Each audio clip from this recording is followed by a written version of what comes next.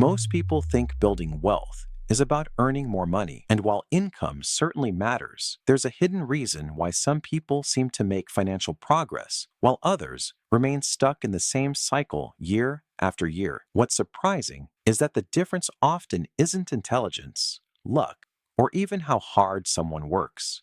It comes down to understanding a simple principle that most people overlook. In this video, we'll explore why the first dollar is actually the hardest dollar to build and how small financial systems can eventually become more powerful than effort alone. At first glance, financial freedom looks like a simple equation: earn more money, save more money, invest more money, and eventually reach a point where work becomes optional. Yet when you look closely at how wealth actually develops over time, a surprising pattern emerges.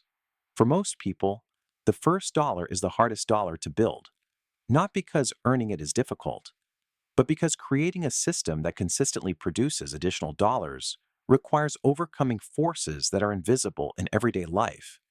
Imagine two people beginning their financial journeys. Both earn similar incomes, both work similar hours, and both have access to the same information. 10 years later, one has accumulated substantial assets, while the other still feels trapped in a cycle of earning and spending. From the outside, the difference appears mysterious. Many assume it must be luck, intelligence, or extraordinary discipline. In reality, the explanation is often much simpler. One person managed to build a system, while the other remained dependent on effort alone. Human beings naturally think in terms of action and reward. We work an hour and receive compensation. We complete a task and expect a result. This pattern is deeply embedded in our psychology because it reflects how most of life works. The challenge is that wealth does not grow according to the same rules. Wealth is not merely the product of effort, it is the product of systems that continue operating after the effort has ended. This creates one of the biggest mental barriers in personal finance. Most people spend their entire lives optimizing effort while spending very little time optimizing systems. They search for better jobs, additional hours, side projects, and new opportunities to earn income. While these actions can be valuable, they often remain tied directly to time. The moment the work stops, the income stops as well. A financial system operates differently. A system captures a portion of today's resources and positions them to create future resources. Savings accounts, investment portfolios, businesses, intellectual property, and productive assets all share this characteristic. They continue producing outcomes beyond the original labor that created them. The challenge is that these systems appear weak and insignificant at the beginning, which causes many people to abandon them before their advantages become visible. Consider a simple example. Suppose a person saves $100. The amount feels almost meaningless compared to major financial goals. It cannot buy a house, replace a salary, or generate noticeable investment returns. Psychologically, the reward appears too small to matter. As a result, many people conclude that saving small amounts is ineffective. The math tells a different story.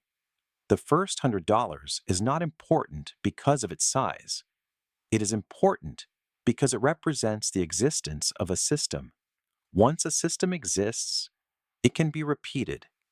The difference between $0 and $100 is infinitely larger than the difference between 100,000 and 101,000.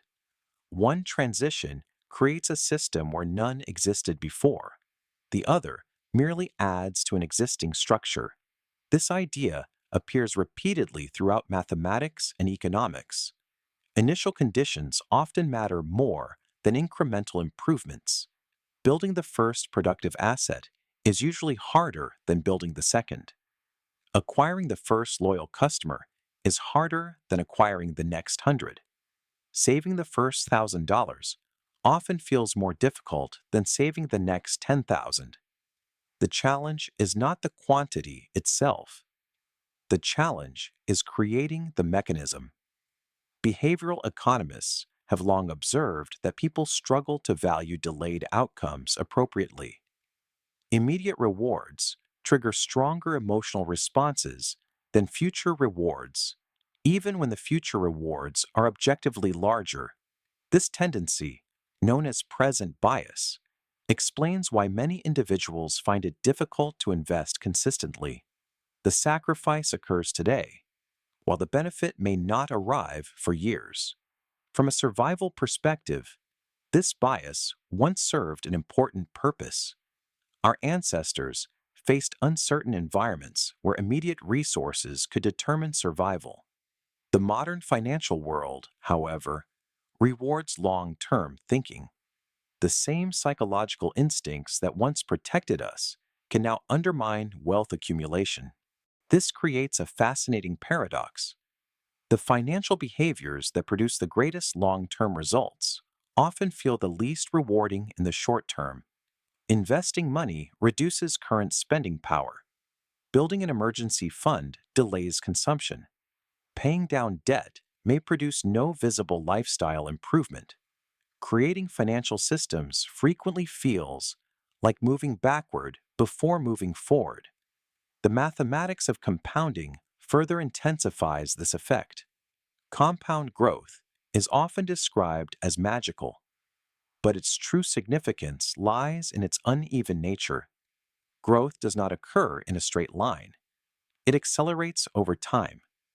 Early stages feel disappointingly slow because the system is still small. Later stages appear impressive because the system has accumulated enough momentum to generate noticeable results. Imagine an investment growing at a consistent annual rate. During the first years, the gains may seem trivial. The account balance increases, but not enough to transform daily life. Many people interpret this as evidence that investing is ineffective. What they fail to recognize is that compounding becomes most powerful after long periods of consistency. The early years are not the reward phase, they are the construction phase. This principle extends beyond investing. Skills compound, relationships compound, business knowledge compounds, professional reputation compounds. Small advantages that appear insignificant in isolation can become powerful when given sufficient time. Unfortunately, human psychology often evaluates progress through visible short-term changes rather than long-term trajectories. History provides countless examples of this phenomenon. Economic transformations rarely appear dramatic while they are occurring. They become obvious only when viewed retrospectively. The Industrial Revolution did not feel revolutionary every day. Technological progress often unfolds through small incremental improvements that eventually reach a tipping point. Wealth creation follows a similar pattern. The process appears ordinary until the accumulated effects become impossible to ignore. One reason many people struggle financially is that they focus primarily on income while underestimating the importance of asset ownership. Income is important because it provides fuel for a financial system. Assets are important because they become the engine. Fuel alone cannot create movement without an engine. Yet many individuals spend decades maximizing fuel while neglecting the machine that converts fuel into future growth. This distinction becomes increasingly important over time. A person whose financial life depends entirely on labor remains vulnerable to interruptions. A person who gradually accumulates productive assets develops additional sources of resilience. The goal is not to eliminate work. The goal is to reduce dependence on a single source of financial support. Another psychological shift occurs when people stop viewing money as a collection of transactions and begin viewing it as a network of systems. Every financial decision either strengthens or weakens future options. Money is not merely a tool for purchasing goods and services. It is also a mechanism for creating flexibility, security, and opportunity. When viewed through this lens, financial freedom becomes less mysterious. It is not a destination reached through a single breakthrough. It is the cumulative result of countless small decisions that reinforce productive systems over long periods of time. Each contribution, each investment, each asset acquired adds another layer to a structure that gradually becomes self-supporting. The most difficult part of this process is not the mathematics. The mathematics are relatively straightforward. The difficult part is maintaining confidence during stages when visible results remain limited. Humans naturally seek evidence that their actions are working. Financial systems often require sustained effort long before meaningful evidence appears. This is why the first dollar is the hardest dollar. It represents the moment a person transitions from consuming resources to building systems. It represents the beginning of a process whose benefits may remain invisible for years. It demands patience before results, discipline before rewards, and consistency before momentum. Eventually, however, something remarkable happens. The systems begin contributing more to progress than individual effort alone. Growth starts generating additional growth. Assets begin supporting new assets. Opportunities emerge from foundations that were built long ago. What once felt slow begins to feel surprisingly efficient. The lesson is not that wealth appears automatically or that success is guaranteed.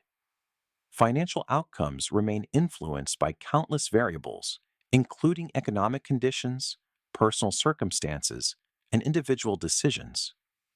The lesson is that wealth tends to emerge from systems rather than isolated actions.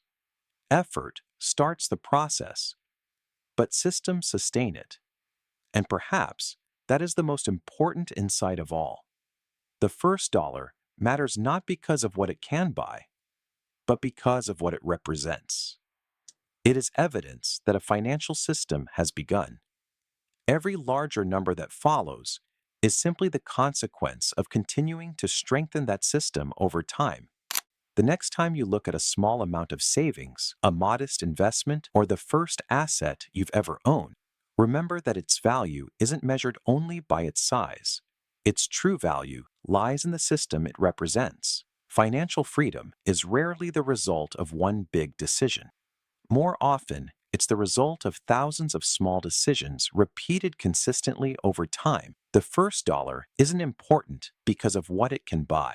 It's important because it marks the moment a system begins. If you found this perspective valuable, consider subscribing for more videos exploring the psychology, mathematics, and hidden mechanics behind money and wealth.